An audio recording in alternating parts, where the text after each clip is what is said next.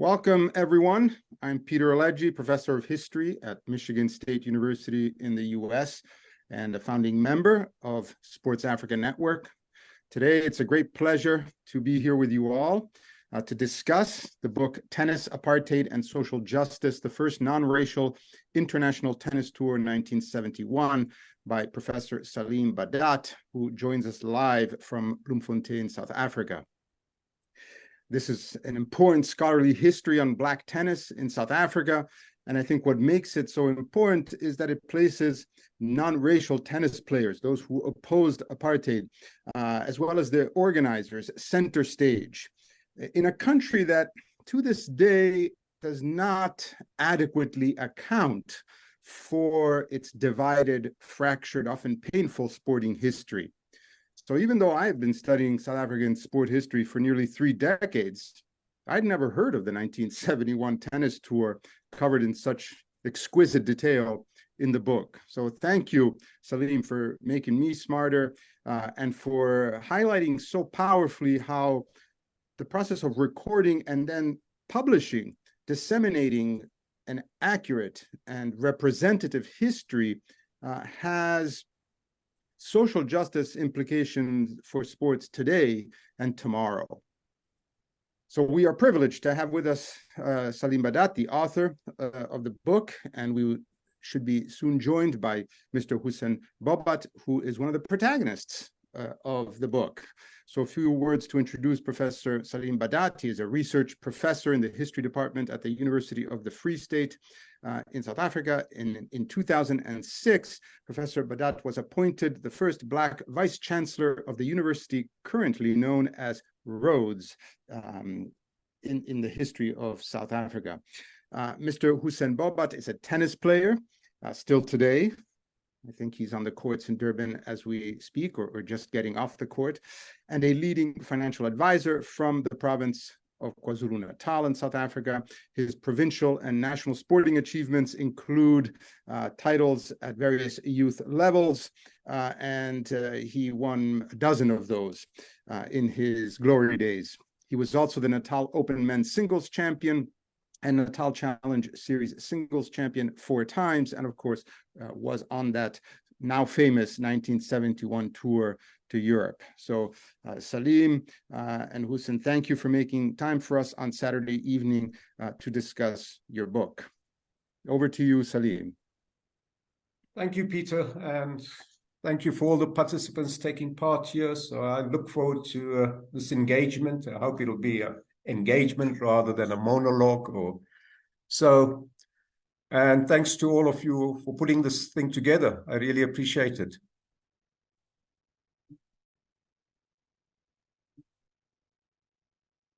And thank you. And for those of you who may not have had a chance to read the entire book, this is a good time to turn it over to our star tennis player and expert anthropologist, Tarminder. Dr. Tarminder Kaur is a political anthropologist and a research associate at the University of Johannesburg. Over to you, Tarminder. Well, thank you, Peter, and thank you, Saleem, for being here. I really hope Hoosen is joining us shortly and not miss my very quick overview of the book. So I wrote this review. I wrote the review of the book, and it should be published soon by the South African Historical Journal.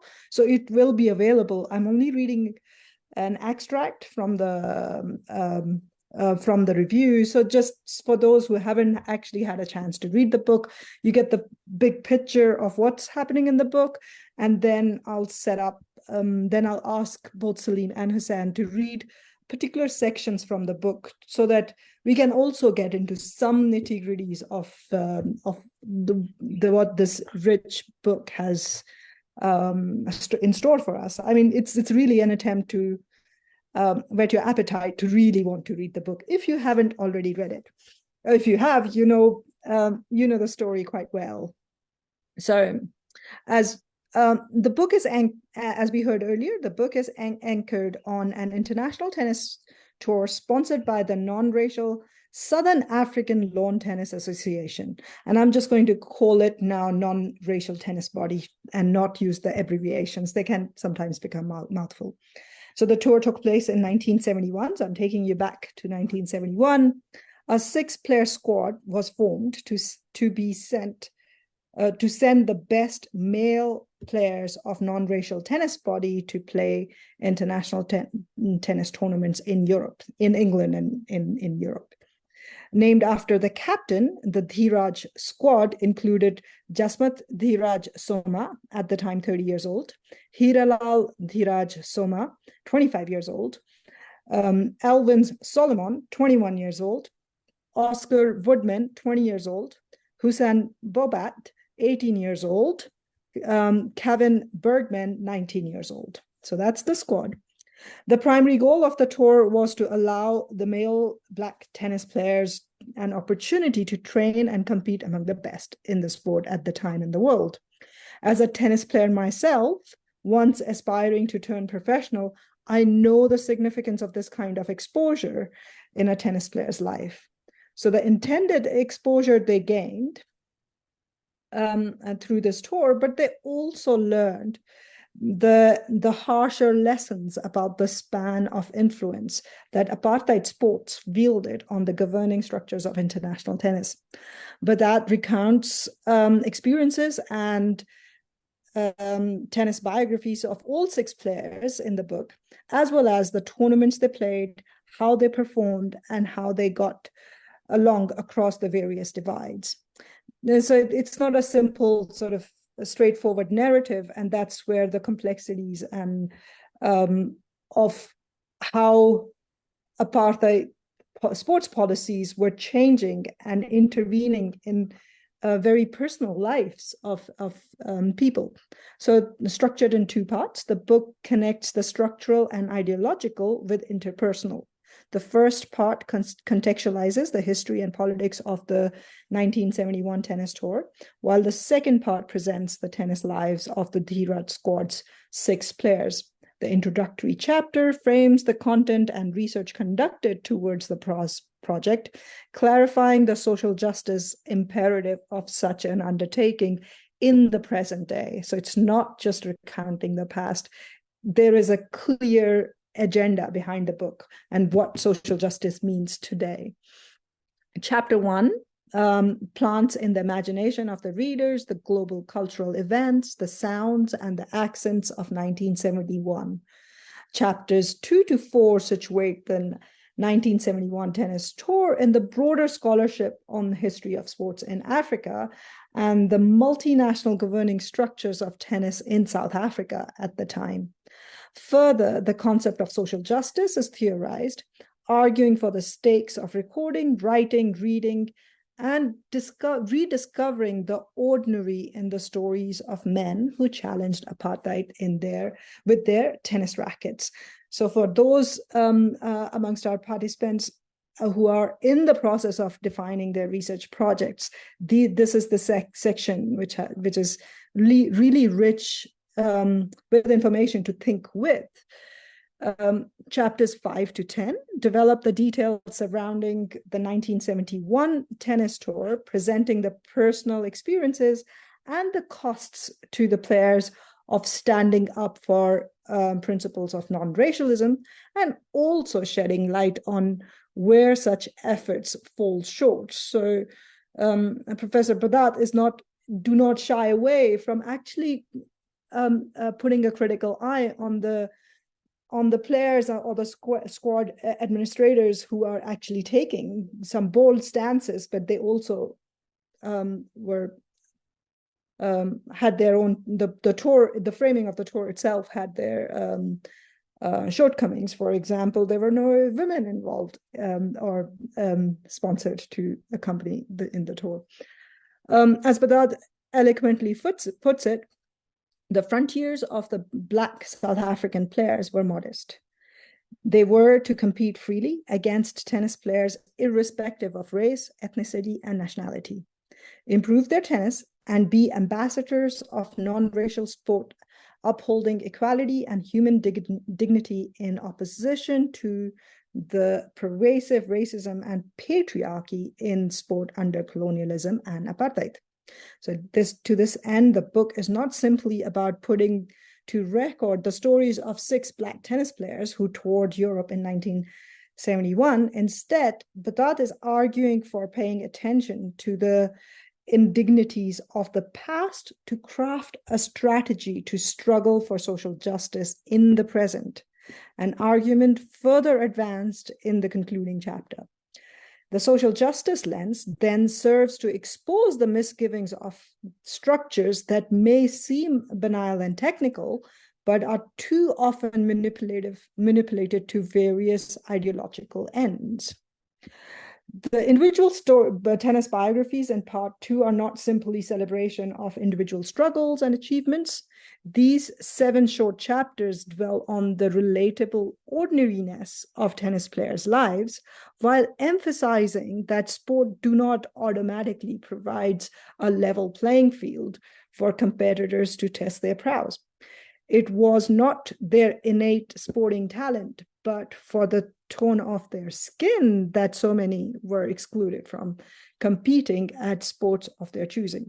In sum, the otherwise ordinary lives of the 6 Black tennis players of apartheid South Africa add the necessary layers to appreciate the extraordinariness of the 1971 tennis tour.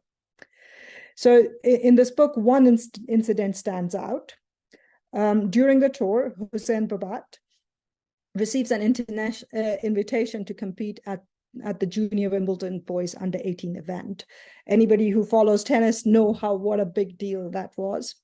A week before the start of the Grand Slam tournament, Bobat is informed at a meeting that he is withdrawn from the competition because of an objection filed by the white tennis governing body at the time. So to this end, Saleem elaborates on how international collusion was an intentional and essential ingredient in upholding of apartheid sports system. The governing body of tennis that exclusively served white South Africans filed an objection to Bobat's entry, arguing that he was not number 1 junior in South Africa. How could he?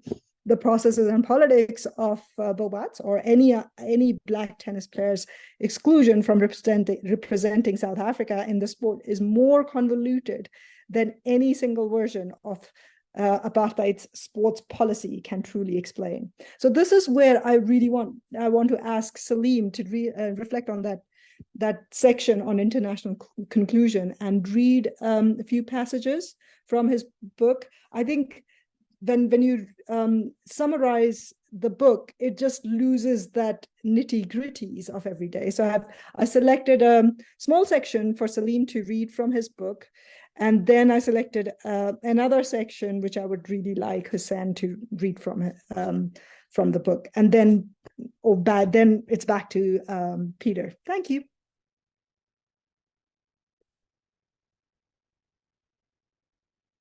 Okay, thanks, Tarminder.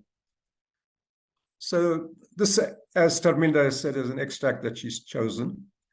So let me begin. Despite regular submissions by non-racial sports organizations to international sports associations to act against racist sports bodies in South Africa, these efforts found unsympathetic ears and initially bore no fruit. For example, the International Lawn Tennis Federation rejected proposals since 1965 for the exclusion of the all-white South African Lawn Tennis Union. One impediment was the ILTF's weighted voting system. 2 European countries, Britain and France, had more votes than the whole of Africa put together. The ILTF ignored applications for membership from the non-racial tennis body. Despite its constitution containing a clause against racism, which was patently flouted by the white body in South Africa, no action was taken against SALTU for a long time.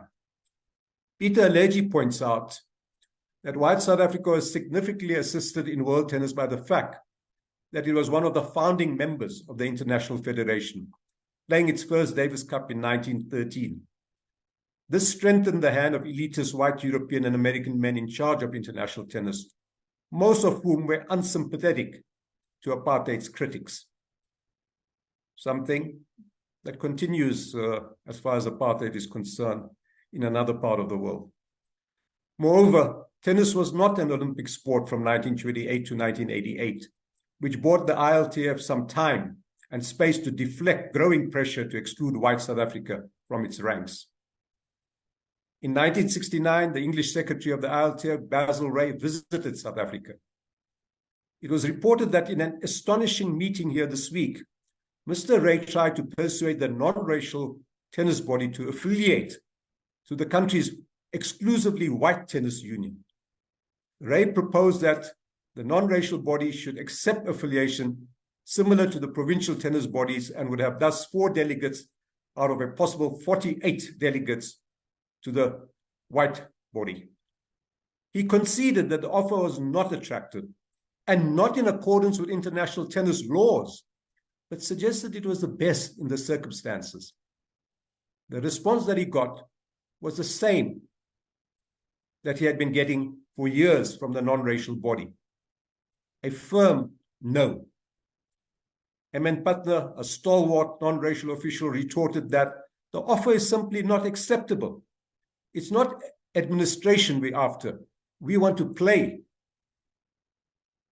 Another official recalls at the end of the fact-finding visit, Basil Ray traveled to Durban to meet himself and Emin Patna. He came with return air tickets. Imagine the arrogance. He came with the return air tickets for us to go to Johannesburg to sign a unity agreement on the humiliating terms proposed by him and the white body. Mr. Osman says, we listened to Mr. Ray for 10 minutes and then we showed him the door. The non-racial body rightly refused to accept any subordinate status and affiliate to the white body. At its meeting in January 1970, it again rejected any form of subservient affiliation to the white body. Pata, the official, reiterated the position. We accept nothing that makes us subservient to another body. We are a non-racial body and believe that merit only should count. I hope to pick up this issue of merit later and the downsides of this merit argument.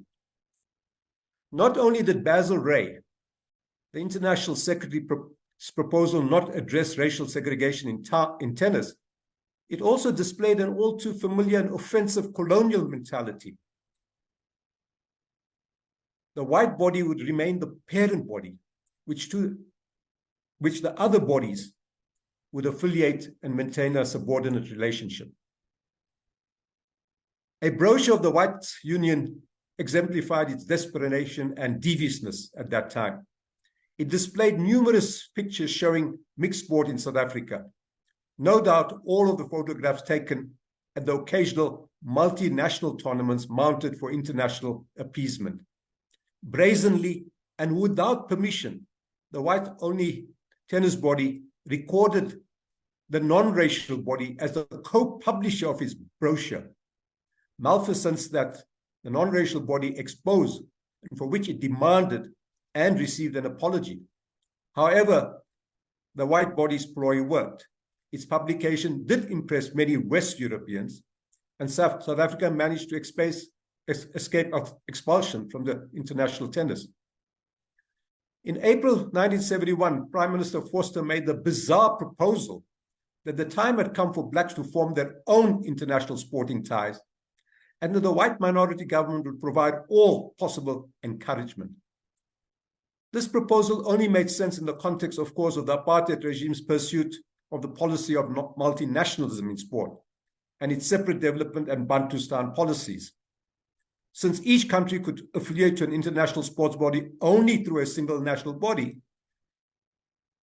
Vorster was virtually asking the world bodies to amend their constitution to suit South African sports policies founded on racism. Even more ludicrous were the statements of the apartheid Minister of Sport. He stated that he could see no difficulty in black South African bodies inviting overseas white teams to the country. However, competitions with international white teams had to be played in black areas and had to be for black audiences only. Waring conceded that he could not see any team coming to South Africa to play black teams, as the project would be a financial flop, since the black bodies did not possess the facilities to hold such competitions. As one non-racial official wryly observed, Waring's proposition was akin to presenting a loaf of bread to a patient who's being fed intravenously. To acquire international legitimacy, white sports bodies promoted multinational and multiracial sport under their direction, as distinct from non-racial sport, and instituted superficial development programs along racial and ethnic lines aimed at cultivating certain black sportspersons.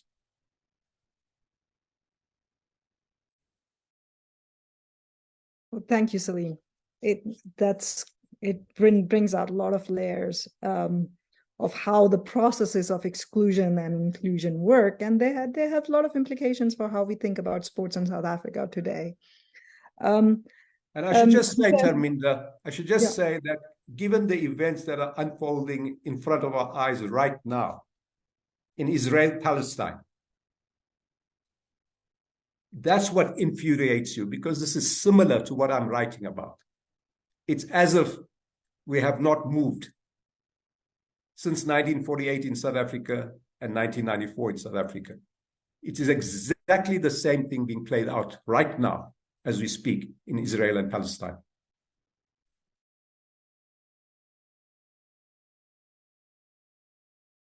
Well, thank you, Saleem. That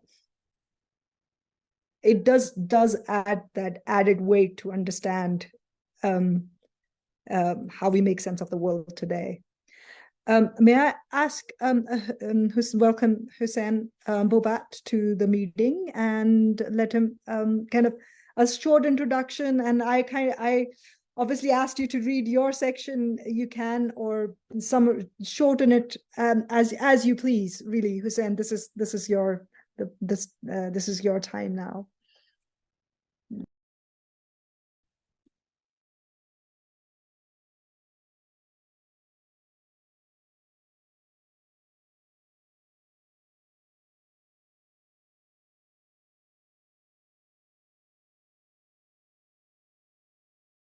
Hoosen, you might have to unmute yourself.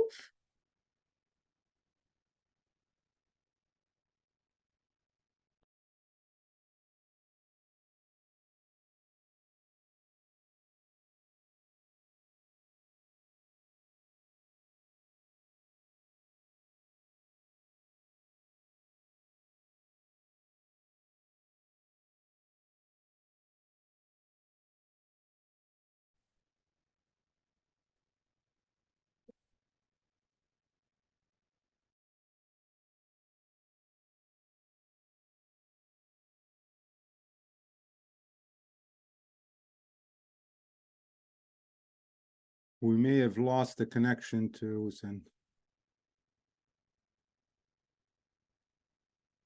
Yeah, well, Peter, do you want to pick it up from here? And then when Hoosen comes back, we can ask him to read the section.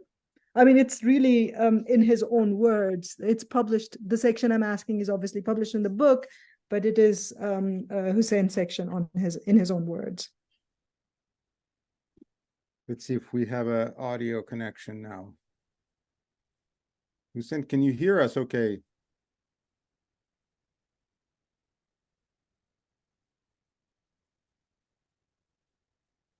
Because I do have a couple of questions that Hoosen is perfectly positioned to try and respond to. So we could use that as a bridge. Up to you, Linda.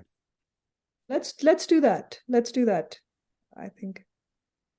So let me just ask a couple of questions to begin, and then we can open up the floor. The first one, I guess, could be addressed at either Professor Badat or Mr. Bobat, and that is the striking photograph of Jasmat Diraj with Arthur Ashe on page 152 of the book. Couple of things are striking there. The first is that they're in civilian clothes. It has an air of informality that speaks to Professor Badat's ability to get at those hard to get to sources, those personal archives that people often collect, construct, maintain, and really give meaning to their past, and that historians often don't consider, overlook, and just, you know, they're too focused often on institutional archives to get to those. And I think it's a wonderful representation of what you can do when you care so much about the stories and the people you're telling, that you're becoming less of the sort of leader in the research and letting the subject, in a sense, direct the narrative. But it's also striking because of something more related to tennis, and that is that the open era, where amateurs and professionals played together at the majors, had only started 3 years earlier, right? 1968. And Ash was one of the very, very few Black tennis players or tennis players. Oh, there's it, unmute, okay. There we are. And so my question is, you know, to Mr. Bobat, what was your view of Ash, both as a tennis player of incredible standing already and soon to be even more accomplished, but also your view of kind of Ash's moderate politics, because he was denied visas to enter South Africa, what, in 1969 and 1970, if I'm not mistaken, to play in the South African Open. But then after your tour, after South Africa's expulsion from the IOC, suddenly Ash applies for a visa, and he is given the visa in 1973. And there was, not everybody was happy, including Dennis Brutus, Chris de Broglio, and others from Sandrock, whom you met during your time in London. So what was your view of Ash as a player and his moderate politics in this explosive context? And maybe just give us a sense of your experience as one of the few tennis players who wasn't white in this changing world of elite tennis in Europe. Thank you. Hi, Peter, thanks. So Arthur Ashe, you know, in the mid and latter 60s, when pressure from abroad started mounting on South Africa, it was individuals like Arthur Ashe, and then organizations like Sandrock, with especially Dennis Brutus and Chris de Broglio, were in the forefront of trying to get South Africa expelled from the Davis Cup and international tennis. And really at that time, Ashe, with his applications to come to South Africa for visa, was a thorn in the flesh of the white racist South African body at that time. And Ashe, together with the Sandrock at that time, we thought was instrumental in having got South Africa expelled. However, what happened was, shortly after that, Ashe then joined the professional body. And having joined the professional body, leaving the amateurs, he sort of lost interest in fighting for non-racial sport in South Africa. And he then applied for a visa to come to South Africa and was granted that, and he did come.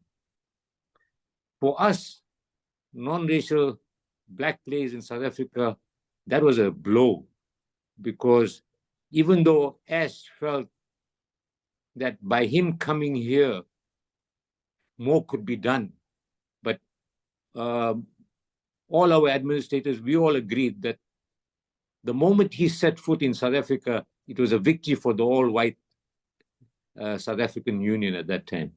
So yes, initially Ashe was very much instrumental in getting South Africa kicked out.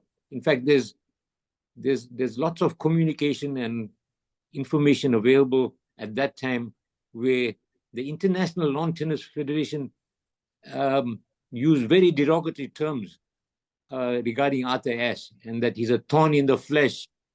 And these type of people are spoiling the gentlemanly game of tennis. That was the International Lawn Tennis Federation at the time. So that was the background with Arthur Ashe. And like I said, we were very disappointed that he had come here. And after that, our non-racial body basically didn't have much dealings with him. Right. And what Saleem mentioned earlier on the excerpt from the book, that it gave impetus to the fact that the white racist South African Tennis Union at the time was promoting multiracial tennis. Each of the different, the whites, the coloreds, the Indians, the Africans, multiracial meant you play in silos, you play in your own area, in your own separate areas or district. You could come together at special tournaments, nationals only or provincials. And on what basis? At that time, we would be given honorary white status. That's what Basil Ray had come to South Africa in 1969 for. And that was an insult because I didn't want to be an honorary white. You know, why couldn't they be? Maybe we invited them to join our non-racial tennis union, but of course, they wouldn't. So coming back to your question, growing up in that type of environment, it seemed that even on tour, all eyes were on us. You know, we felt like we were always being looked at for various things. That was also having come from a background in South Africa where, you know, we were always made to feel that we're not good enough, you know, and that showed in the early part of the tour, you know. But that was the experiences playing tennis in South Africa at that time amongst our non-racial body. We had great camaraderie. We were very competitive on court, but we were great friends off court, united by a common purpose of non-racial sport, you know. And yeah, that was the background. I was born and bred in Durban. My dad and my uncle coached me. No proper facilities, no sponsors. We had to travel long distances, 50K round trip at least, to be able to practice even once a week. We learned from books, still pictures and magazines, right? And imagine we competed still on the international stage with that limited background. You know? So yeah, that was the background of the time when I started playing tennis. If I could just Peter, if I may just add, as I say in the book, you know, that, as you say, Ashe was roundly criticized for coming here. And I don't, you know, I can't and I don't want to impugn motives of wanting to come for the money. But I think Ashe was rather arrogant. And his politics were not necessarily all that progressive and radical either. And you know, it was very reminiscent of what later became constructive engagement under Chester Crocker and Reagan and Thatcher and so on, you know. So I suppose that was, you know, he was working within that framework and before his time in the idea that, you know, he can come and help bring about some kind of change that we as Black South Africans are not able to. So he didn't really, you know, consult. He wasn't responsive. He wasn't understanding the situation. And he showed a lot of arrogance in that situation. Thank you for that. Something you said earlier, Mr. Bobat, about all eyes were on you.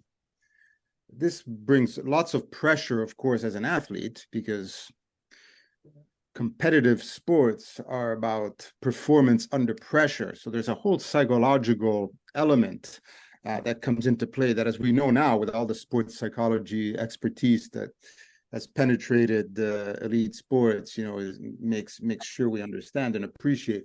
But were there also eyes from intelligence services on you? I mean, we know that London was infested with South African spies, and often in concert with other Western intelligence services, namely the British and the US services. Do you know, or Professor Badat, do you know if the tourists of 71 were closely followed?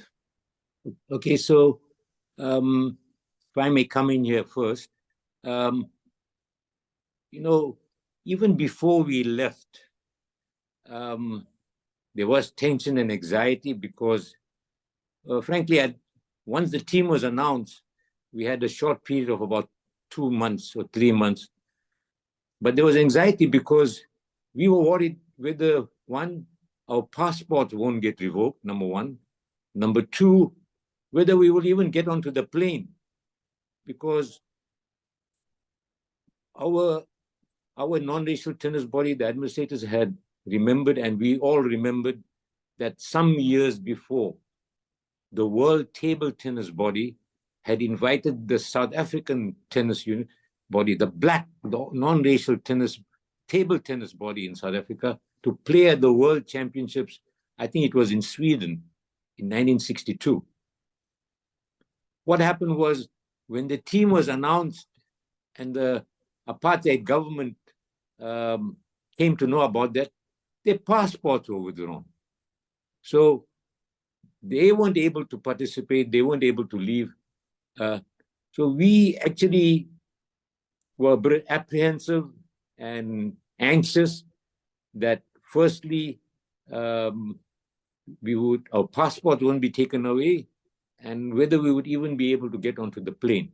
So what happened was, even though there was a great buzz and excitement among the non-racial tennis fraternity, it was kept relatively low-key in the press. Of course, it was mainly covered by our black press at that time. Right.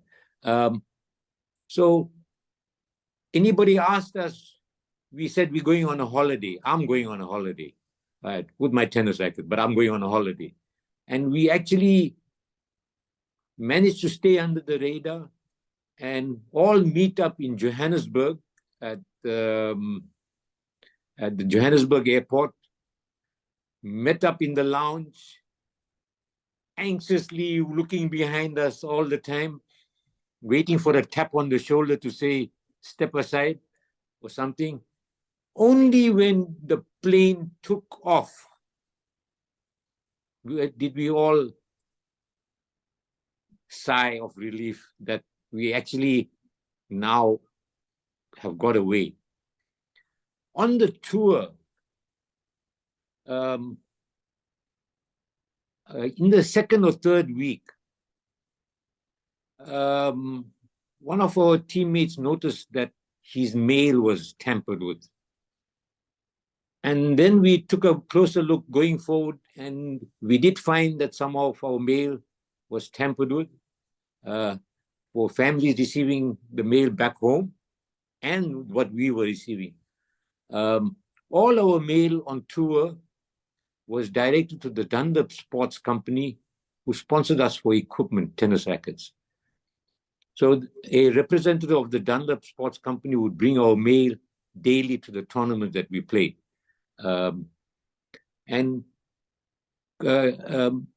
Getting a call from back home from our then tennis president of Natal at that time, Mr. Ibrahim Osman, he also told us that some of the members, like Jasmat Diraj, our captain, was very vocal anti-apartheid.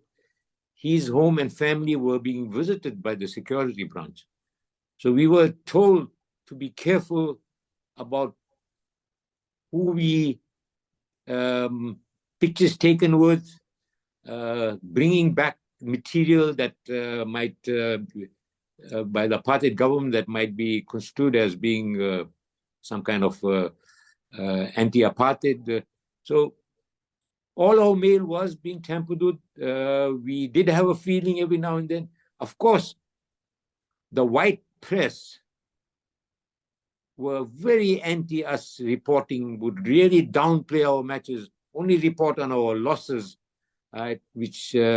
And so yes, even on tour, we had that, where we felt that, they were around, the apartheid and the security police. We knew how they had the dirty tricks campaigns all over. So, Peter, I think that's a fabulous and a fascinating question. You are making me now regret not looking at that aspect. Perhaps those documents have been destroyed, like a lot of us destroyed, but perhaps they're there somewhere in some archives, and we know people who work in those archives who could advise on that, people who are in the TRC and so on. But it would be a really interesting aspect, and like Hoosen has just indicated, that given the collusion between the media, even journalists, and white South Africa, let's just put it that way, one shouldn't be surprised if the journalists were not feeding information to the security police. I mean, we know that from the information scandal and many other kinds of things also, that was distinctly possible. But one other thing to bring here is that, of course, as I mentioned in the book, one Craig Williamson, the killer, the murderer of Ruth First, and many other people, ironically is the one who approved Hira's Diraj's scholarship when Hira leaves the country in 1973. Okay. And, that was a big blow to the ANC, that expose of Craig Williamson as a super spy. Okay. So undoubtedly, there would have been some, focus on this tour and on the players in one way or the other, I would think. But to find that evidence would be fascinating. Well, when the Netflix version of the book comes out, that can be inserted. Or I was thinking this would be a great podcast. So it also reminds me, what they experienced to an extent reminds you of Cool Runnings and the Jamaican bobsled team at the Winter Olympics. Yeah. Right? Yeah. The laughter and the caricature and so on. No doubt that was happening.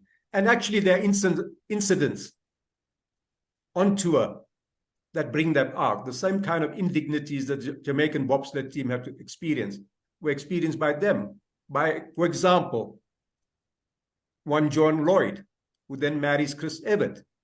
The arrogance of him, because they used to play informal football.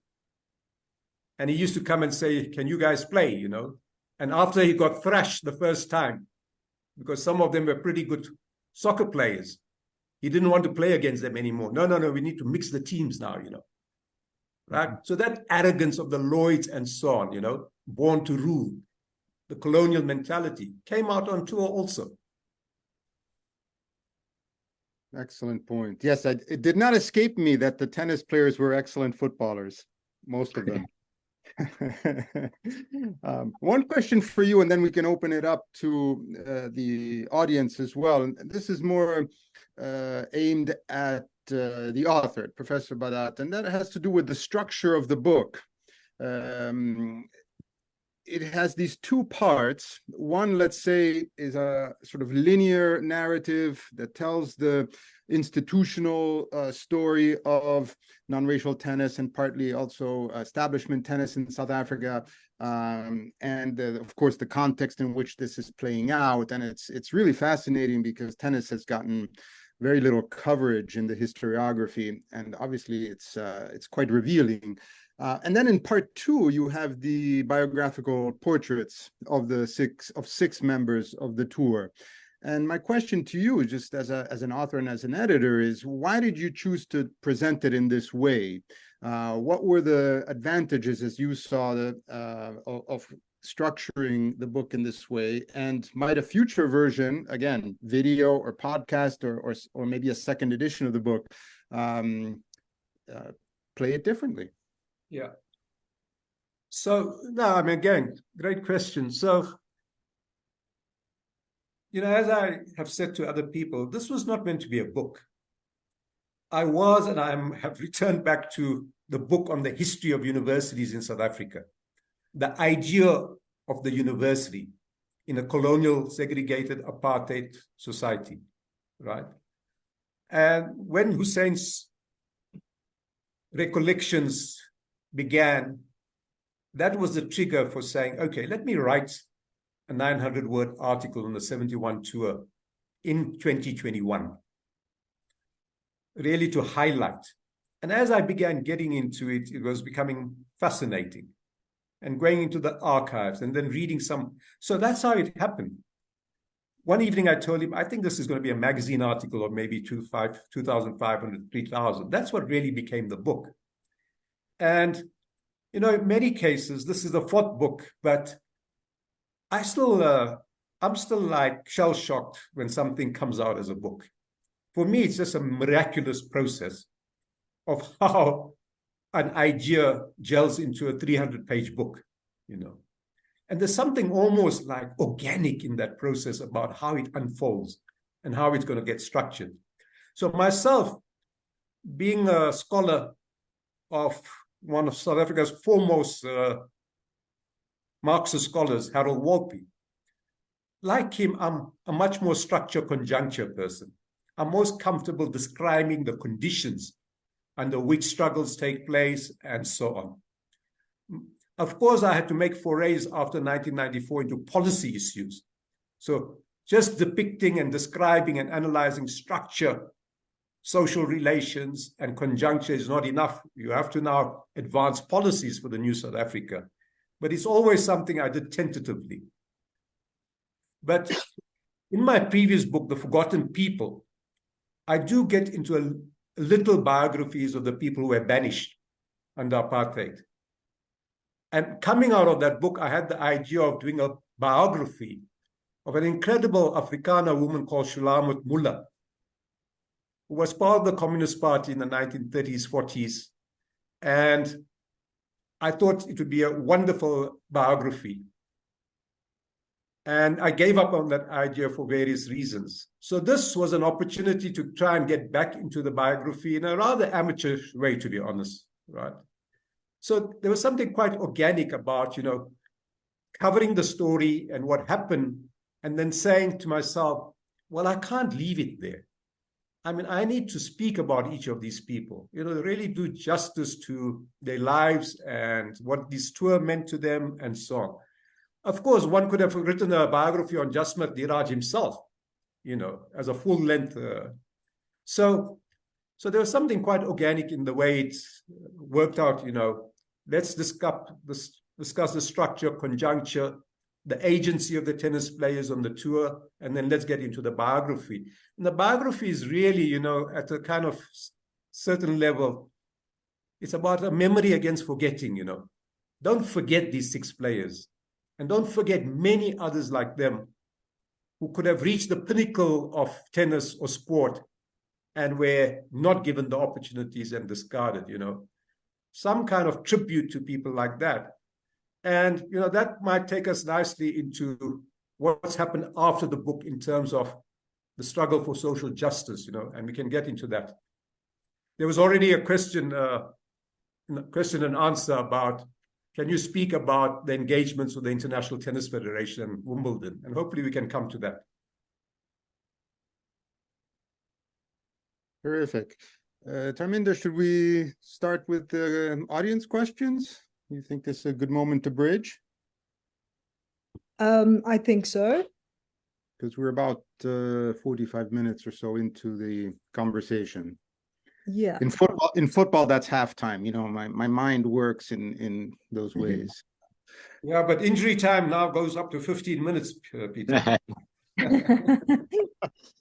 Yeah, we used to call it Fergie time, but yeah, the young ones don't know what that is. Peter, can I add something, Peter? Please. You were talking about the tensions and anxiety. So when the team was announced, that was early in 1971, I had just completed matric and enrolled at University College on Salisbury Island, the Bush College.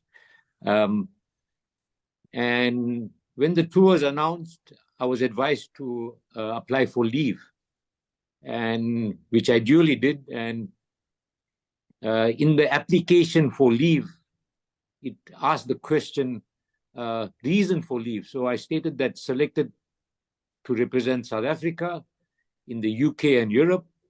And, I was the number one South Africa. So that my application was, the Senate turned down my application. And we even applied a second time. One of the lecturers from America applied on my behalf a second time, motivating that it's an honor.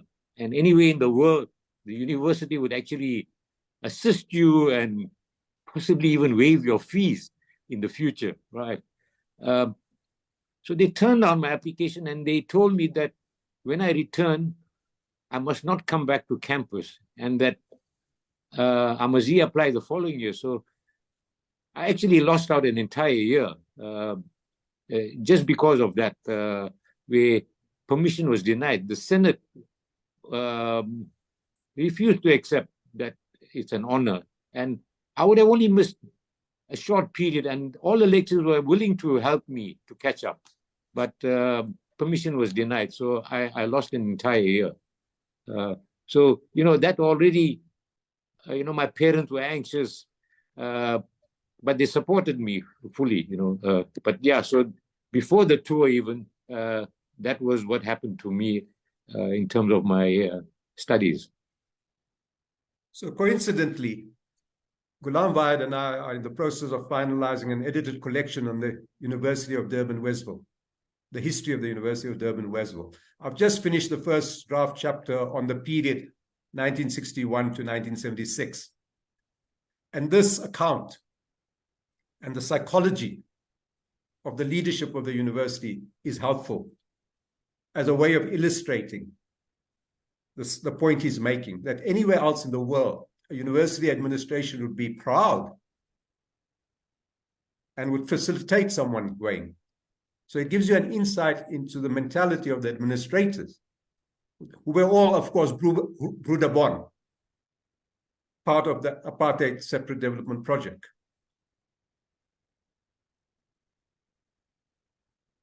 Thank you both for sharing those experiences and insights. Yeah, truly shameful conduct. And if you're not from Southern Africa, or you don't know the Southern African story and context, you'd miss that. So thank you for that. There's a question from the audience, from Alon Rab. Says, I'm just going to read it. Thank you for bringing this important story to life. Hoosen Bobat, my heart goes out to you and all those whose dreams were and are thwarted by racist and fearful men and women who support systems of oppression.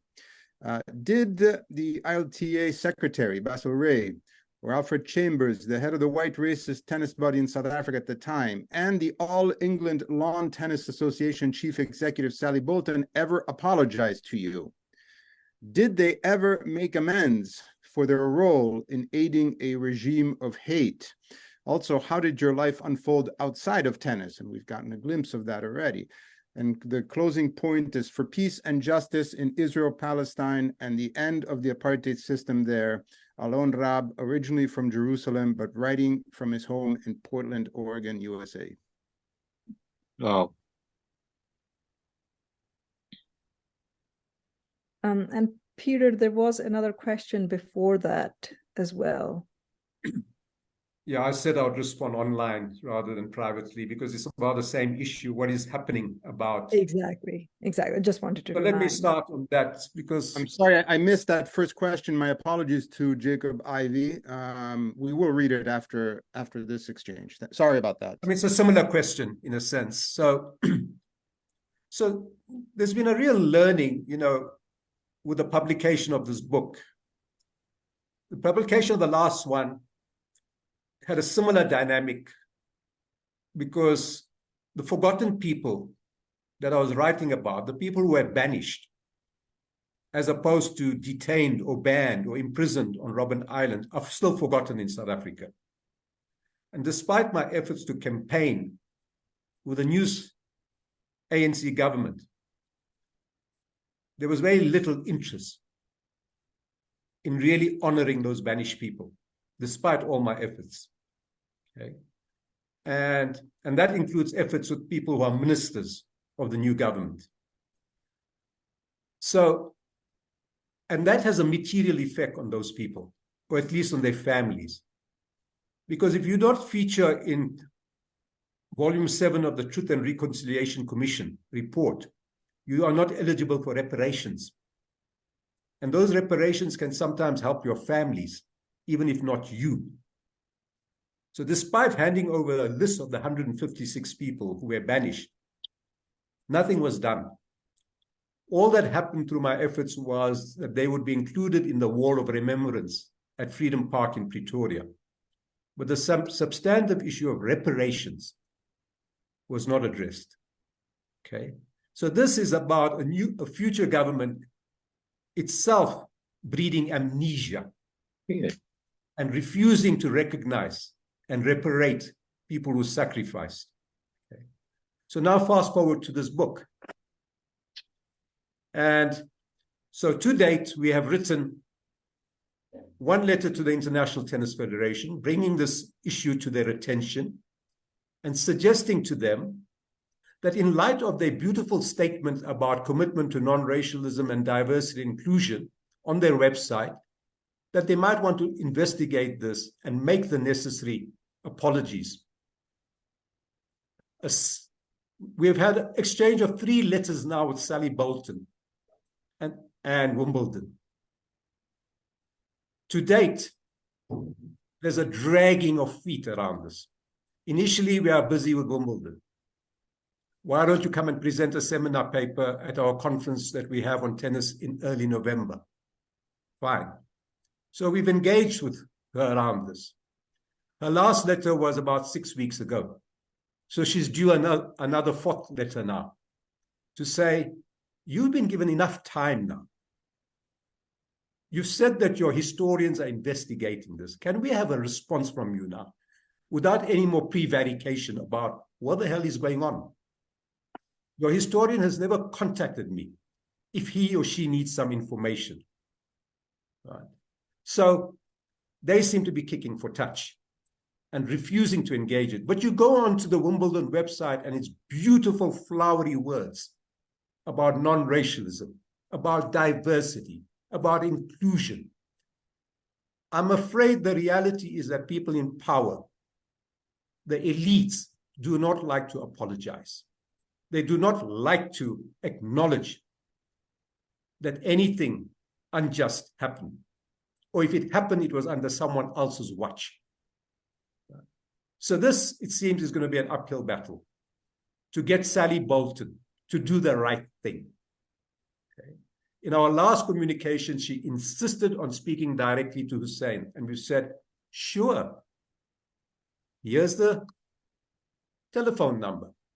Contact him by all means. What is it that you want to know? She hasn't done that to date. Okay? She's been pressing for the telephone number from me, imagining that somehow I am simply behind this and, she can deal with Hoosen directly. So we have a situation where the ILTF has not responded for 3 months, but saying that they're investigating. Sally Bolton is just messing around as far as I'm concerned. And then worst, a letter was written on the 30th of June to Tennis South Africa, to the president. He hasn't had the courtesy of responding to date. The own Tennis South Africa. It was simply saying, are you aware of this? You should be aware of it because someone bought 3 copies of the book and gave you a copy of that. Right? And no response. All we were saying to them is, can you get behind this? This was an injustice. You need to take it up. Worse, when we had the book launch, Peter, in London, with a Jeremy Corbyn speaking, with a Peter Hain speaking, or would have spoken, but he sent a message of support. The South African High Commissioner didn't bother responding to 3 invitations to come and speak, to come behind this campaign. He didn't even bother to respond to the letter. That tells you the tragedy of the contemporary South Africa, where amnesia is taking over.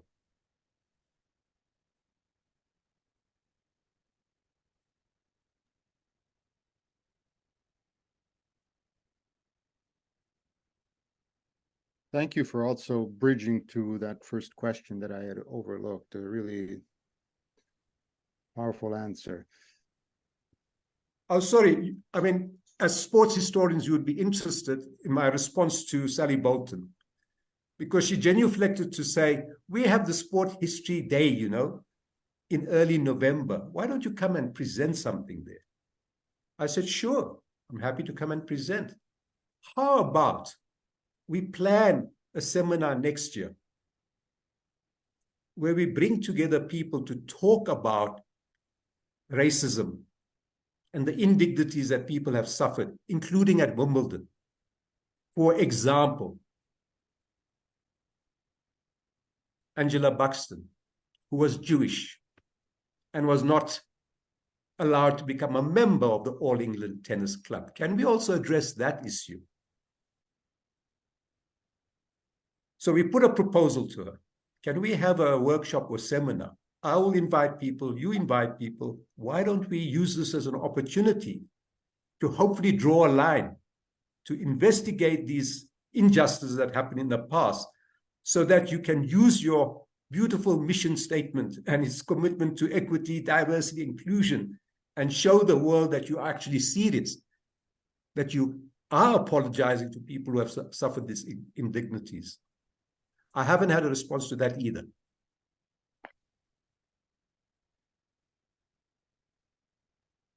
Yeah, I wonder why. Well, hope never dies, Saleem. So maybe a response will come in the future. Are there questions from the other panelists or contributors or from the audience? There's a chat going on among the panelists, but there's also an audience out there. While we wait, I guess I could throw another question out there. I've got quite a few, but Peter, can I? Yes, please. So, Tarminder had intimated that, you know, there's the key chapter in the book about what really happened, the Wimbledon incident. And I don't know if Tarminder still wants me to read that, but it's actually the key moment on the tour regarding what happened and the actual incident where my application and acceptance at Junior Wimbledon was withdrawn. So I don't know if you want me to read that part out now or just to chat about that incident. Yeah, I found that the way you put it, and which connects so nicely with the international collusion part, which Saleem read it. And in the end, the last sentence you put it, you connect the dots. The dots were just so easy to connect there. I think you also have a question from our audience about, after all this, how did your life unfold outside tennis? So, I mean, you could read it, but I think I will answer that. Yeah, I would like to answer that, but without reading the whole thing, just the gist of what actually happened. So, yes. Because, like I say in the book, there were many terms post the tour that, my application, I wasn't accepted, or my application was withdrawn or terminated, or, you know, like people didn't really know what actually happened. So that's the key. So just a background. On tour, like all the others, I applied to participate in Junior Wimbledon. Like all the other tournaments we played in, we had to send in a form, fill up. There were questions asked. You had to be the #1 junior under 19 in your country. You had to have been the holder of your South African national title and your results. And so I sent in my application to the All England Lawn Tennis Club, which then and now handles all the entries for Wimbledon, including Junior Wimbledon. So a couple of weeks later, on tour, I get a telegram from the All England Club. It's almost 52 years later now, and I can still remember that. Opening the telegram and read, "Congratulations, you have been accepted for Junior Wimbledon 1971. Accepted is the key word. So, I mean, that was like an absolute wow moment for me, because like it was the culmination of all the years of practice and hard work, no sponsors, nothing. Now we dreamt of playing at Wimbledon, and now it's going to be a reality. So coming next now, what you mentioned, there was another telegram, this time from the ILTF, requesting me to a meeting about a week or 10 days before Wimbledon was about to start. I mean, we all were preparing now and loving the moment that I'm going to be participating in Junior Wimbledon, speaking to the other competitors who were accepted. Vijay Amritaraj of India was going to be playing. I remember a couple other names. We even found out that one unknown at that time, Bjorn Borg, was in the same draw as me. Right, okay. So we go to this meeting. I was told to come with my captain, who was Jasmit Diraj. We go to this meeting. I'm a young, green, 18-year-old. All I'm interested in playing tennis. And we go to this meeting. We hadn't known what it was for, but when we entered the office of Basil Ray, this is the same Basil Ray Saleem told you earlier, join the dots. Now, a couple of years later, the same Basil Ray has called us to a meeting. When we enter the office, we see somebody else sitting on one side of the office who was vaguely familiar to me, but our captain, Jasmit, instantly recognized as the head of the white racist body of South Africa at that time. We were shocked that he had flown all the way from South Africa to attend this meeting where I was asked to come.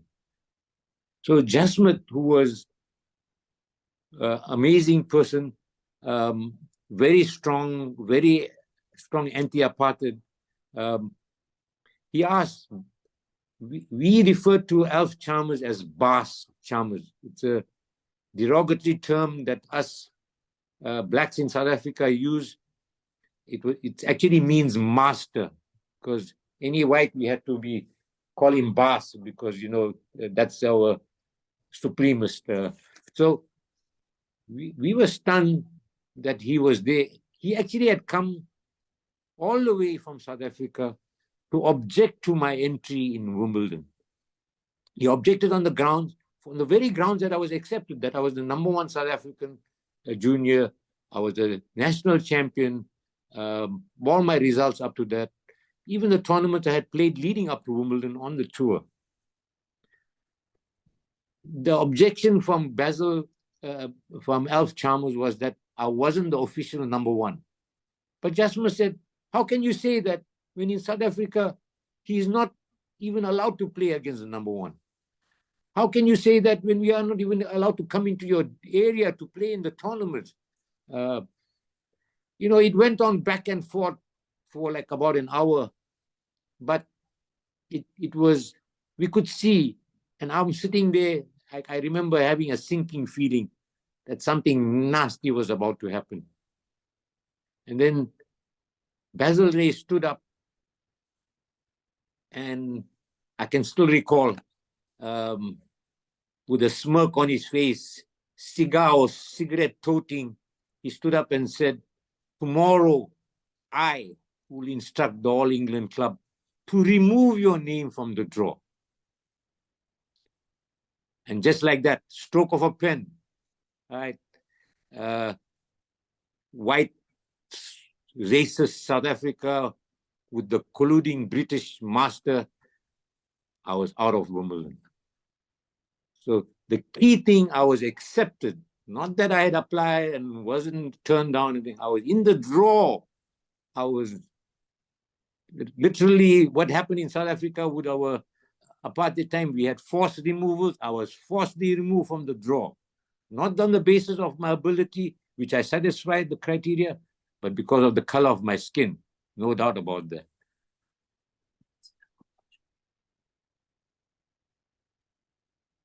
So just to come back to the question from the audience about the second part, unless you want to just chat about that, but yeah, I came back. I had to reapply to get back to university the next year. Saleem mentioned in your book, they didn't even refund me my fees. But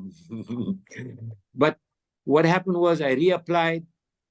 It took me some months to get rejuvenated to play tennis again, because I mean, my dad and my family, you know, were very anxious that like your future, because, you know, as Black South African, you had to move on, you had to study, you know, educate yourself, you know, and get ready. But I did get back in tennis. I won a provincial open in 1972. I got selected for the interprovincial team, which I captained for many years after that.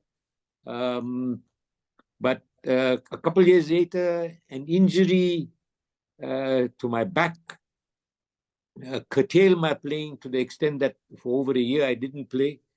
And then I had to make a choice of carrying on with the injury or, you know, my career post university. So yeah, subsequent to that, I coached for our non-racial tennis body. I did free coaching for like 20 years. I introduced hundreds of juniors, Black juniors to tennis, mentored some of them, took them to national level. One of my girls, she became number 2 in our province, was the top 5 in South Africa. Yeah, so I stayed involved and was part of the admin system.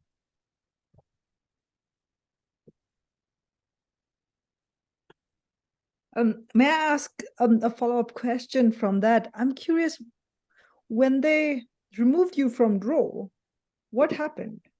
Was somebody else put in the draw?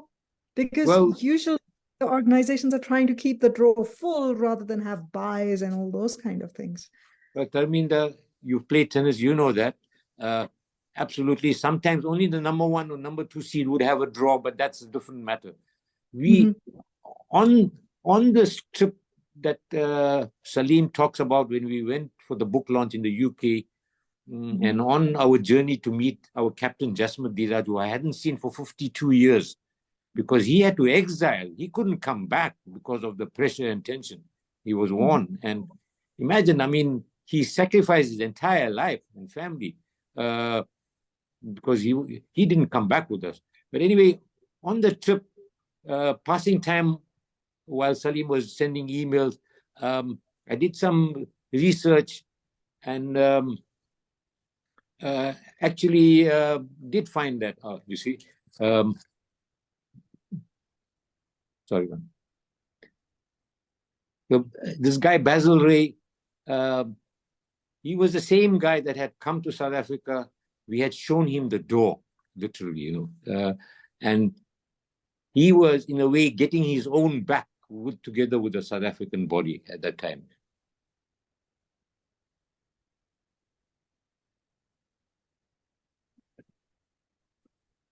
But Hoosen, did they leave the draw empty? Okay, so we were doing a bit of research. We came across the Junior Wimbledon draw of 1971. Cool. There were 4 blanks.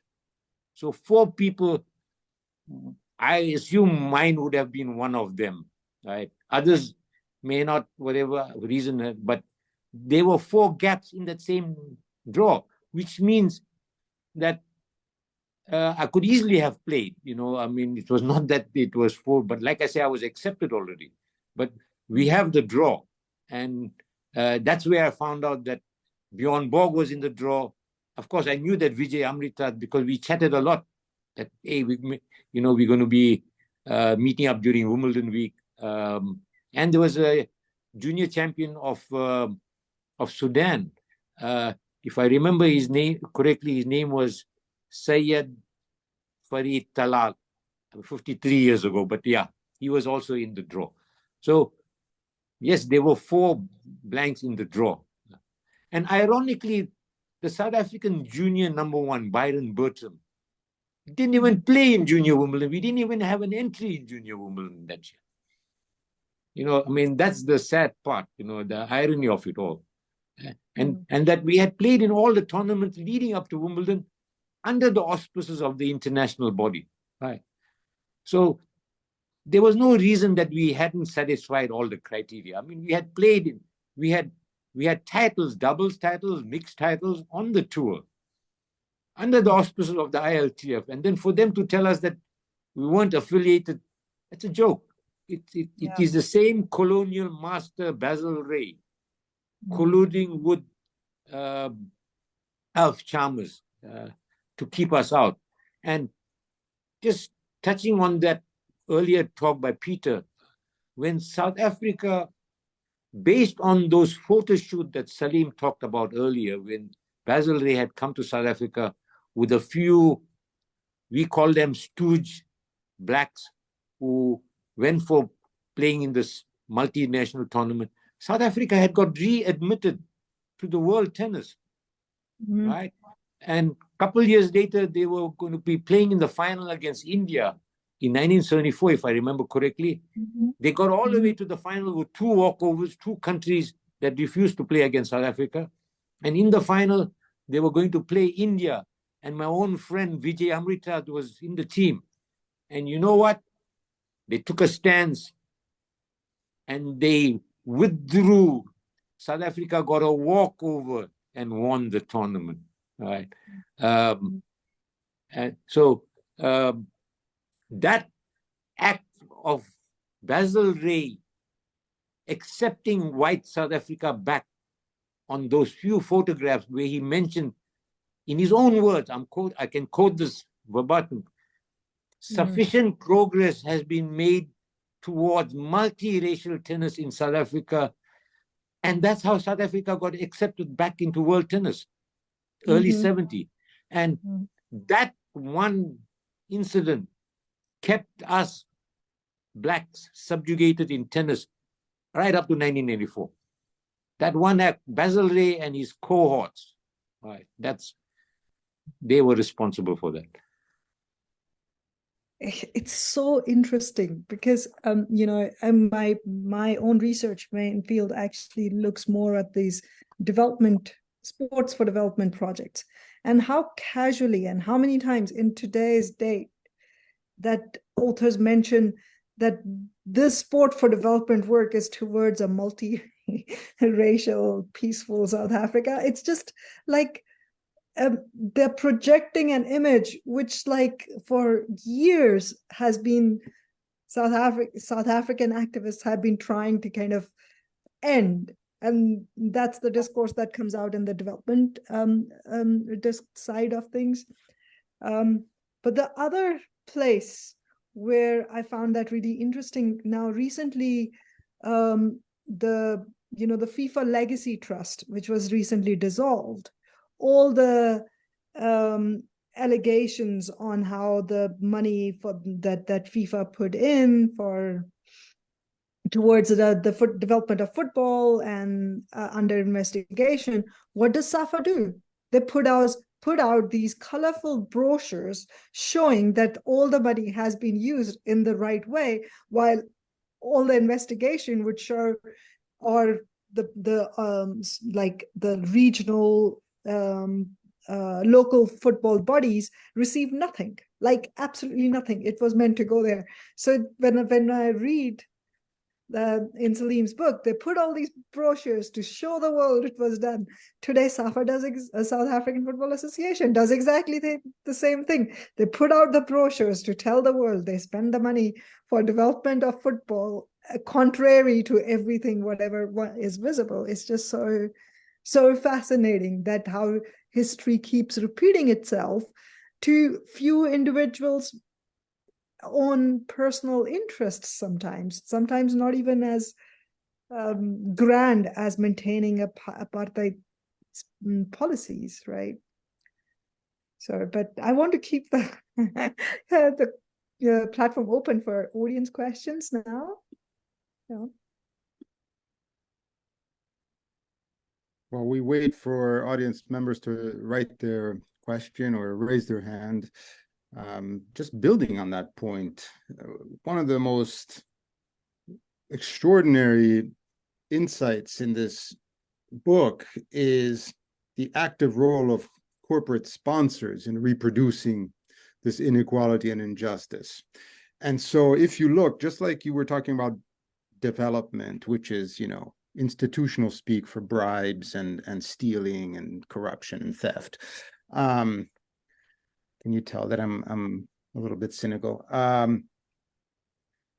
Corporate sponsors now in South Africa, often the big ones, have invested a lot of resources into inventing a history that never happened. I'm talking about, mega businesses, like, I don't know, Sanlam, for instance, or, these kinds of giants of the apartheid political economy. And, they repaint themselves by using the 70s and for example, multinationalism as, the first step in this arduous journey towards non-racialism. And then they run it on television. South African breweries is another example. There are many others. And unfortunately, because history is not read widely, this kind of fictional history then penetrates people's consciousness. And that's what people think actually happened, which is so far from the kind of accurate, truth or truths plural maybe, that we get from books like Professor Badat's. Peter, if I can add there, following that, present day from post 1994, when the unified tennis body, and fast forward today, the corporate guys, those few that still support tennis, everything is at the national and international level.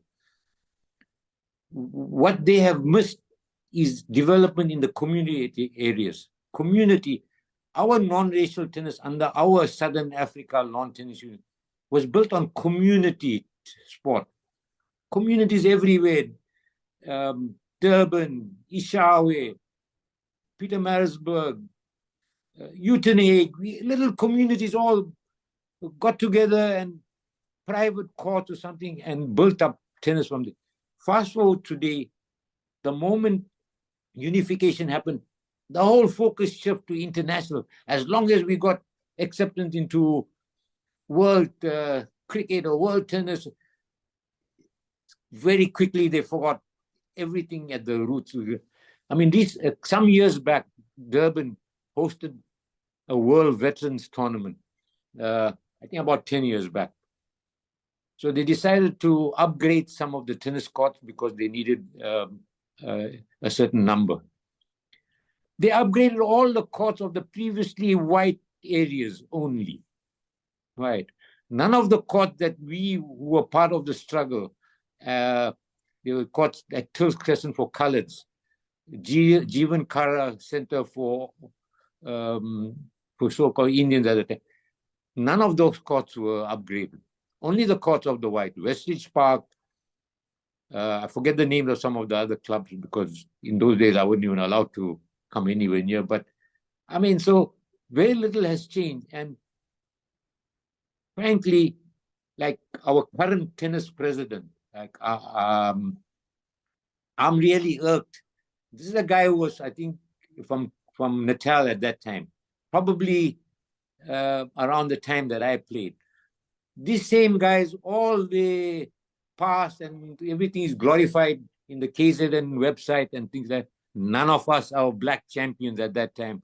Before me, SS Maraj, Parbo Rupnarayan, Ginger Mohammadi, Ismail Asma, all were Natal champions. Nobody is mentioned at all. Like we didn't even play tennis. I mean, so even today, fast forward, this guy is now the president of our Tennis South Africa. He was in Wimbledon at that time when we were having discussion with Sally. What an ideal opportunity for him to have raised the question that, hey, I think you received an email, fill me in. But this guy, maybe I'm wrong, but with our tennis body's money, right, attended a 2 or 3 week whatever at Wimbledon, right?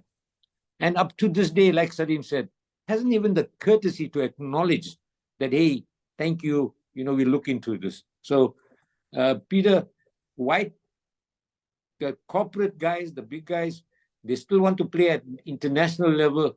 Community, my area, segregated suburb, Reservoir Hills, where I was, no tennis courts, right? Clear Estate, Isipingo, Phoenix. I mean, thousands of people. I can't even know if they've even got one public court. So, corporate sponsorship got a lot to answer for. So, as you know, Peter, I do argue that there was a missed opportunity that we should have had a Truth and Reconciliation Commission in sport. And even if post the TRC, it didn't really result in social justice in the way it should have, because those who came to power didn't want to rock the boat too much, right? And reconciliation took over as a discourse that trumped, to some extent, substantive social justice. At least that TRC would have built up an incredible archive of materials that we as historians and others could be using today to engage around these kinds of issues. So that was a missed opportunity. But pretty much, it does bring out the role that corporate business played in reproducing apartheid. And corporate business plays exactly the same role today in reproducing a certain kind of South Africa, which is not dealing with the issues of the past. Okay. So,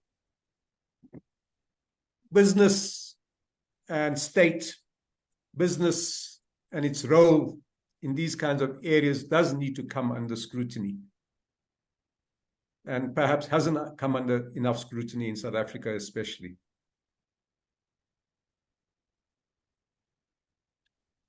Yeah, I think it was in one of my first round of interviews in the mid-90s where one of the people I was speaking with, who had played in the Federation Professional League of the 1970s in football and soccer, had advocated for a TRC in soccer, which is a really messy sports world for South Africa. But I think maybe truth and reconciliation, and then truth and reparations, because so many athletes from that era, were denied the right to improve their material lives. I've spoken to many of them myself, and I know that there are many, many more folks who were elite performers who hadn't fulfilled their potential yet and were denied that opportunity, denied the opportunity to go overseas, for instance, just like the 1971 team realized when you go and compete at the highest level internationally, there are so many elements of the game, of your game, that have the opportunity to improve, whether it's your tactical decision making, whether it's realizing what your fitness level needs to be at, whether it's the psychological part, learning new tricks, new spins, etc. All of this, people were denied. And I think that one of the great failures of the TRC, and I guess I'm not alone, it's not terribly original, is the fact that the reparations were nominal at best. And so I think for sports, it would be nice to have perhaps a fund financed by those very corporations, perhaps, who profited so handsomely from human misery on a mass scale, to say, here is, a fund to reconstruct elements of community sport, whether it's a facility or a coaching development program or, equipment, etc., and start to take steps into a future that looks different from what we've been discussing. So post the book, and in speaking to people in other sports, and especially at the SACOS colloquium at the end of July, where I spent those 3 nights with some close friends, one of whom was Amina Kachalia's daughter, and she was an ANC stalwart from the 1950s. And she was involved in cricket. Here's a proposition, which I think is worth exploring. I think that the ANC, the ruling party after 94, with Nelson Mandela as its head, gave sport away to the old regime. That was part of the reconciliation. Sport was actually handed over with a nominal ANC member as the Minister of Sport and Culture and so on. And I think that when you look at some of the literature that Ashwin Desai has been drawing on recently, the introductions to various sports people like Jardine and so on, how Ali Bacher becomes so prominent, right? People that us in the non-racial movement despise for the role they played in destroying the sports boycott, in bribing people to come here. Those people ingratiate themselves with the Mandelas and the leaders of the ANC when they come back. So I think this is a pretty dismal conclusion, unappetizing conclusion that I think we should consider. That sport and non-racial sport and sports transformation was sacrificed in South Africa as part of some rainbow jingoism, nation kind of idea and so on. Not a nice conclusion for those who made the sacrifices, but I think a plausible conclusion. And Mandela has to account for that. I mean, I revere the man, many of us revere him but I think we must distinguish between the Mandela of pre-1990 and the Mandela of post-1990, and start to be a little more critical about some of his actions post-1990, which essentially lead to the triumph of reconciliation, a very hollow reconciliation, because there hasn't been much reconciling from white South Africans in relation to the benefits white South Africans have obtained post-1994.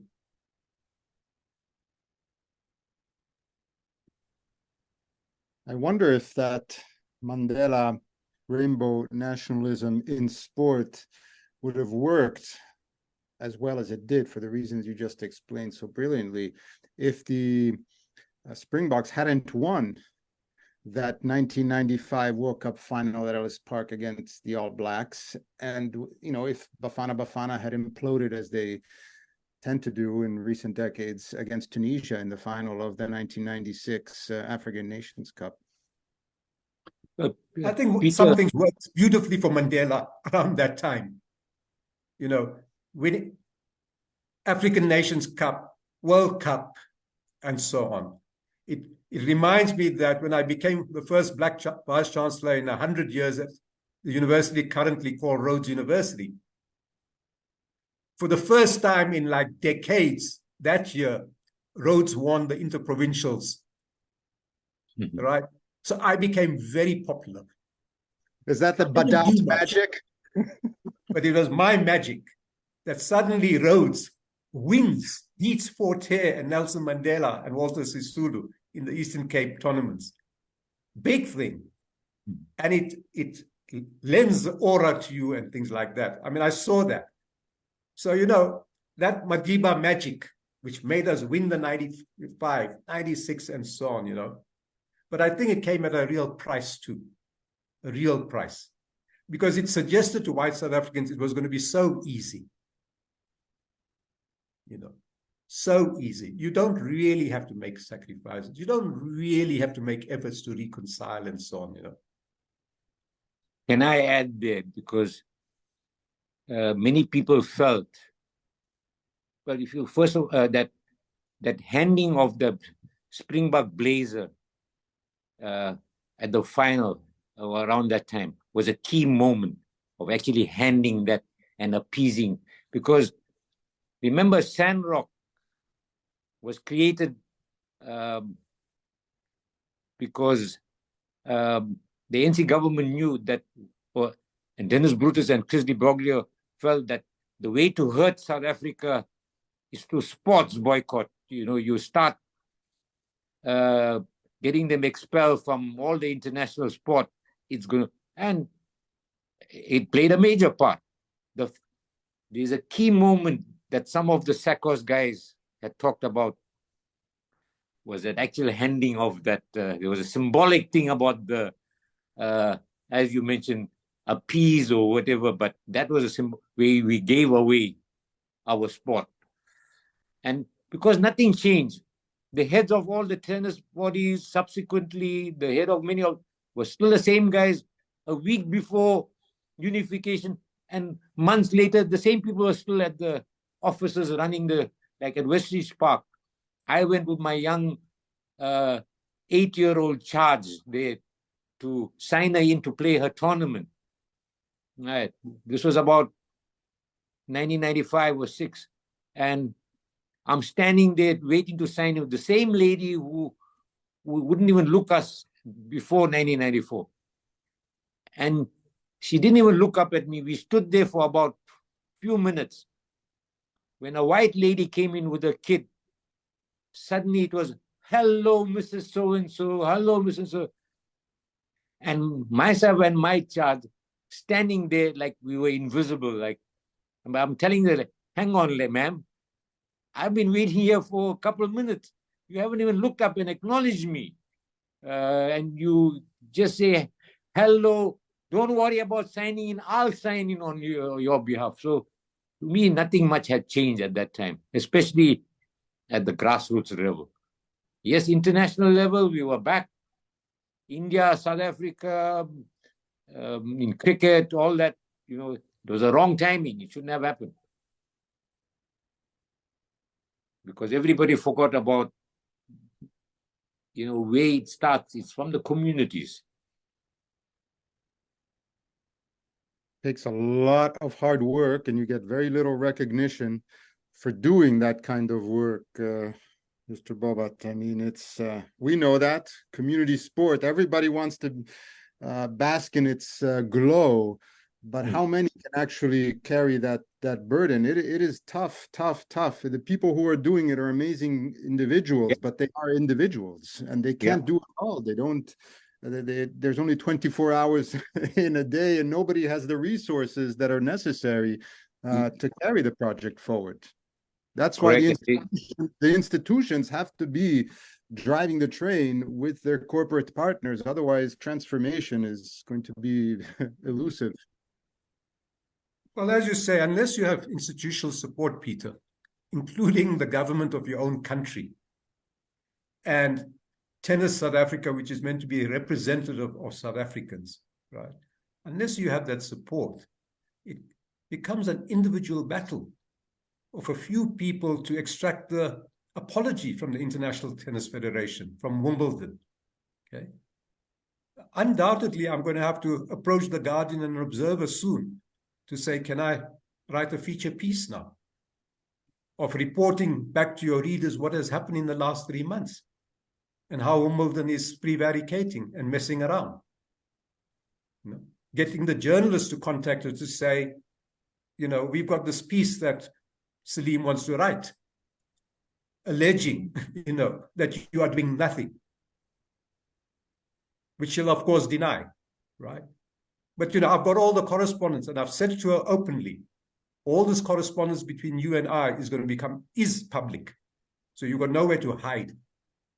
Anyone who reads the correspondence between us can only but conclude about the prevarication here, about the kicking for touch, about a refusal to really engage.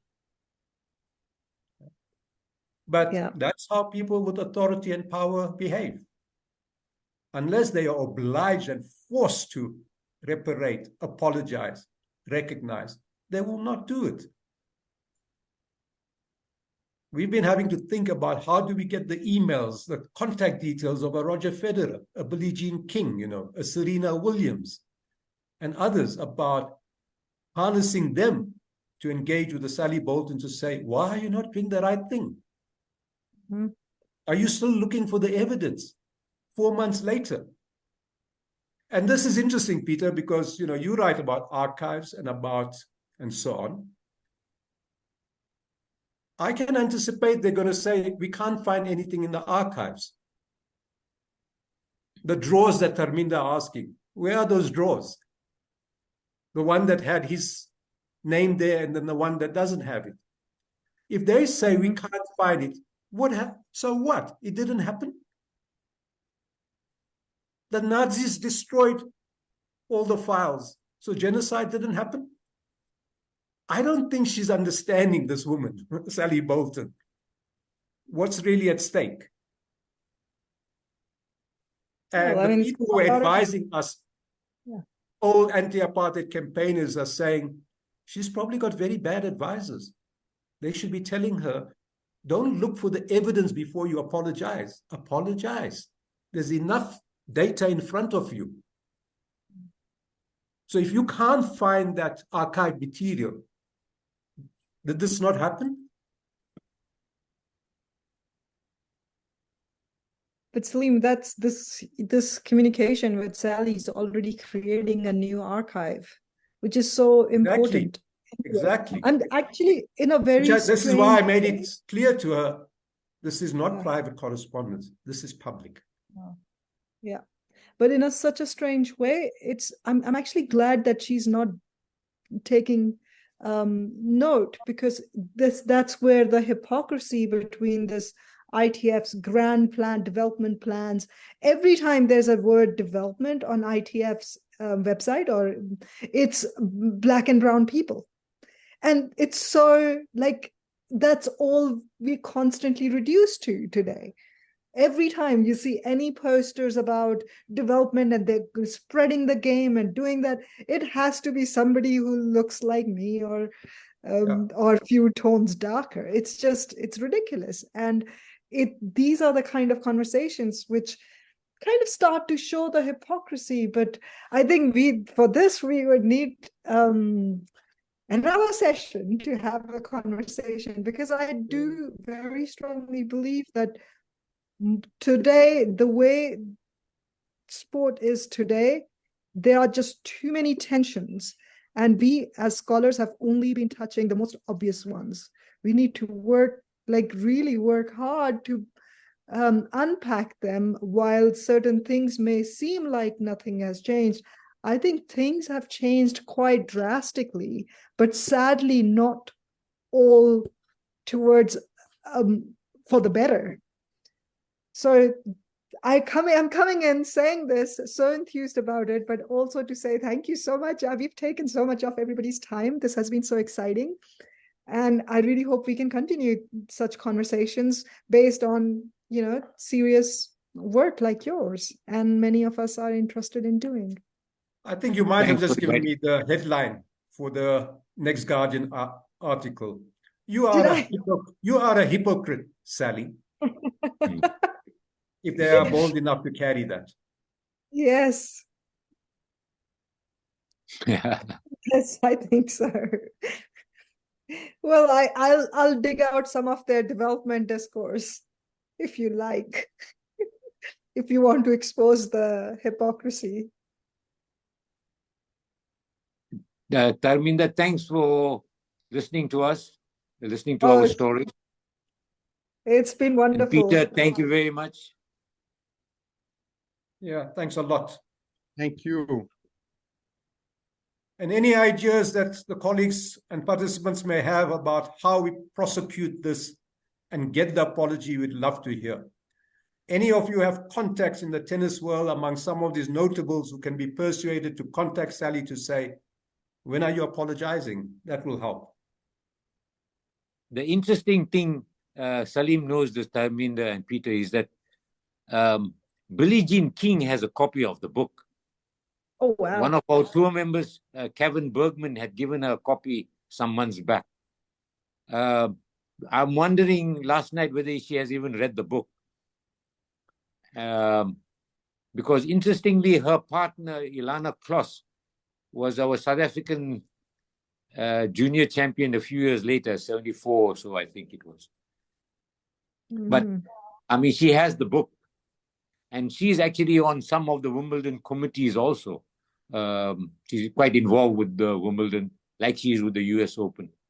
So we're not really trying to get her email or mobile number to contact her, to ask her if you've read the book, or can we provide you a summary, but can you do the right thing? And speak to Sally about doing the right thing too.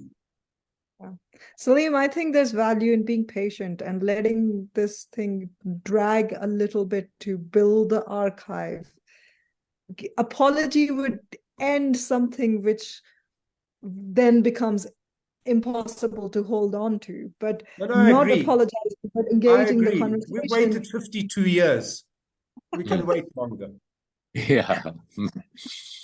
That's going to be hopefully my message to her and to the ILT in the next letter. We've waited 52 years, Sally.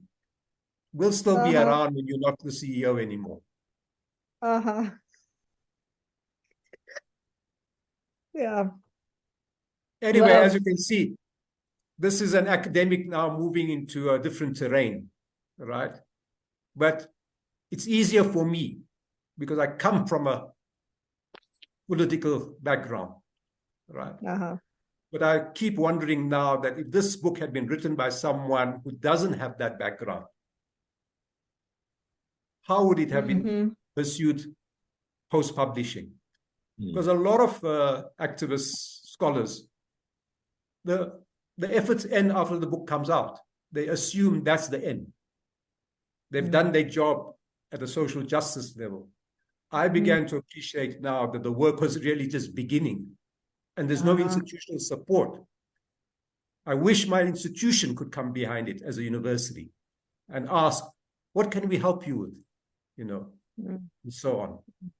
So this becomes, as Peter was saying, very lonely work, which you have to do while you're working on your next book and while you're doing everything else. Well, I think these are the kind of platforms where you can start generating that support, at least in solid. Yeah, well, you have our solidarity. But I also, I think I shouldn't go on. I can go on, and I'll see you soon. Or hopefully tomorrow, Saleem. But we should say bye and thank you to all our attendees and participants who actively engaged and actually gave us 2 hours almost on their Saturday evening. So thank you so much, Hoosen. Thank you, Saleem. Thank you, Peter. Thank you. Thanks, team.